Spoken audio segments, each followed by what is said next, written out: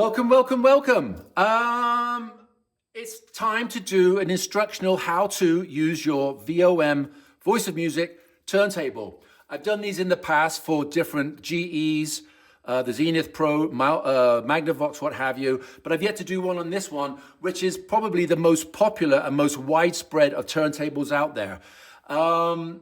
Voice of Music probably made hundreds of thousands, if not millions of these turntables, and they were branded by other companies, Motorola, and this guy right here, a Zenith. A lot of the times I do send out a manual and instructions, written instructions on how to use one of these, but I think it's about time to do a video. So with that, let's get started. The first thing to remember is that this is an automatic record changer, and it wants to do everything automatically unless you tell it different. So we're going to go through a few points here on what stuff is and describe it. This is the record rest arm. This is what supports the record on this spindle. We have the speed selector right here, and we have the business knob right here, off, on, and it says reject, R-E-J, another word for automatic, but we'll go through that as we progress. Okay, I think we're going to start with the most popular of vinyl out there, the 33 RPM 12-inch album record. First thing we're going to do is lift the record rest arm right over there, and it'll click into place. We'll get our 12-inch record, we'll place it on the spindle, and then we'll move the record armrest over like this. Now, currently, we only have one album on there. You can stack, depending on the size of the spindle, anywhere from like 5 to like 8, I believe, records, and it will automatically change them. I tell you what, let's put some more on. Okay, we've got our records stacked, about 5. As you can see, this is the larger spindle model. You could probably get 5 more on there. So first thing we're going to do is we're going to come over here and take the tone arm out of its lock position on its rest. And then we're going to move over to this lever right here and turn this guy on. Now, quick explanation about these guys. They're just round knobs, as you can see, but you might, on your particular model, especially if it's older, sometimes they're levers, but it does exactly the same thing underneath. It's just kind of a design that Voice of Music did for other vendors. All right, so we're going to move this right over to the R-E-J, reject position, and we're going to do it over gently and let it go. The record drops, tone arm, and down. Now there is a sensor, what we call a sensor back there, which is a little lever which tells the record player that it's a 12-inch record. And I'll probably show that right now. Okay, so we're playing the record. Now, halfway through here, you're going to say, okay, I'm done with that. I want to play another record. So you come over here, same again. Record drops. And we're back in business. Now, this is an automatic record changer, as I explained before. So when it gets to the end right in here, and I'm going to try and do this without scratching anything, but when it gets to the end, which is pretty tricky with all these records, at the end of the record, boom, drops it, and we're down again. Okay, so now we're moving over to the last record. Record drops. And also the record changer now knows this is the last record because the armrest has fallen to its farthest position. And now with the tone arm approaching the end of the last track, it'll move over towards the center of the record. And because it's a record changer, and it also knows that the last record has dropped, the tone arm will move over to its position and it will turn the turntable off.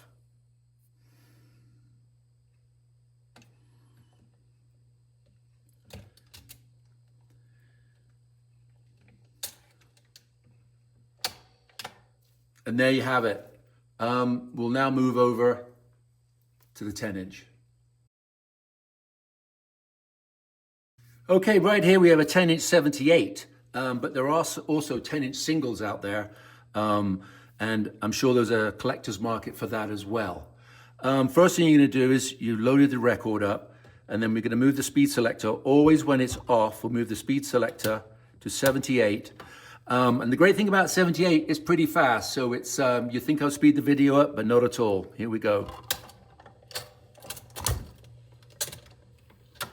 That's 78, and boy is it whizzing. All right, we'll reject that and we'll show you how the machine knows it's a 78. This is the 10-inch sensor right here. It's basically a little button. As a record falls, pushes down on a track underneath here. It's a metal track, which then tells the unit that it's a 10-inch record. Right, before I start on the 45s, I'd like to talk about manual mode. Manual mode is probably the function on this changer that trips people up the most. So what we're going to do is we're going to lift the record armrest all the way over to the right till it clicks. We'll get our 33. We're going to cheat it over the spindle so it drops. And then very gently, we're going to come over to our button right here and we're going to turn it to on. You are now in manual mode and you can place the tone arm anywhere on any track that you like. Now, what can happen sometimes, and this is what trips people up the most, is if you come over and go all the way to automatic, this will happen.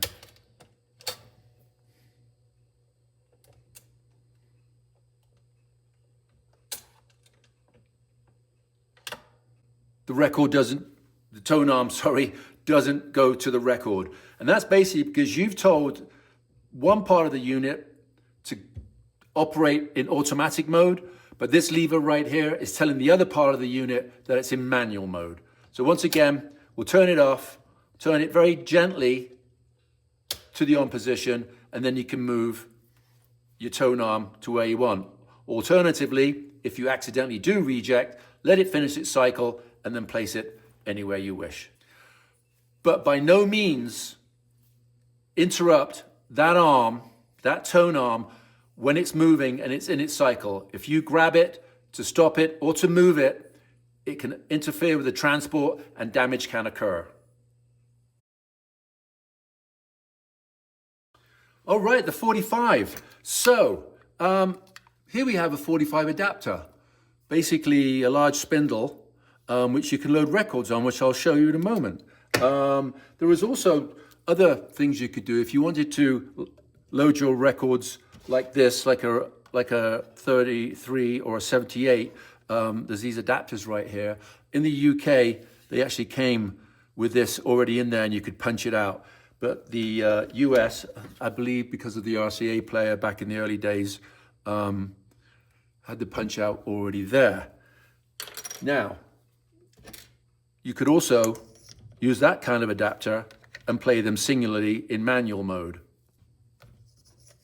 So the 45 adapter right here has a locating tab, as you can see, which lines up with the spindle mechanism right there. But the rule of thumb is have the lettering face towards you.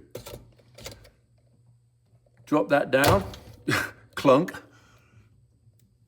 and then we'll load some records. Okay, so with our spindle mounted, we'll turn the speed to 45. We'll then grab our stack of records and we'll mount them one-handed on the spindle. We will move the arm over because we want the record changer to know that there are records there. And then we'll just come over, give it a click, and we're off to the races. And just like a jukebox, it will drop the next record at the end of that at the end of the track, and we'll keep going right till the end.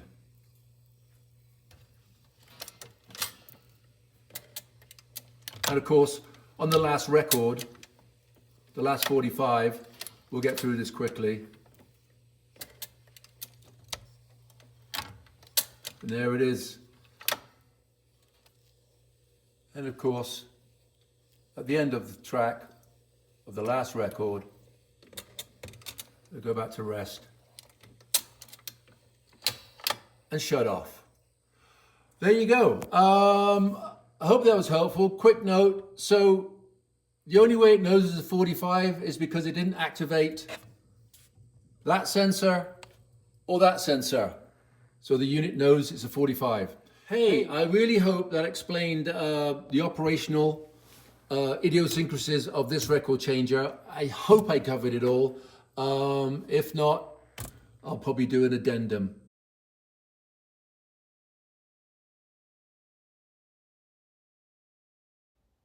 And we're back in the room. Hey, yeah, I completely forgot to talk about needles, and somebody very kindly remarked on the post, because I posted it, the video, and then they told me that I forgot to talk about the needles for 78. And it's probably because it's really not on my radar. I don't do 78s, and actually, even when I do cartridges, I use a double 35 needle, and only when somebody asks to do a 78. But anyway, here we go. So on this particular model right here, this is the MicroTouch 2G, 2G, because apparently this can track at 2 grams. I've yet to have one that does that, because what usually happens is, as it gets towards the end of the record, it doesn't have enough force to trip it. I got 2.5 grams on one once, but I'm sure when these were brand new, maybe they were a little bit better. Anyway, so what you have here is a nice cartridge for this particular model.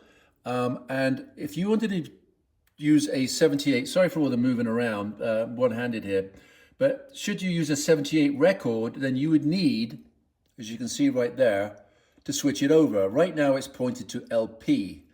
The LP needle is a finer needle, usually around about, is it 3 millimeters or something like that? I don't know, somebody will correct me.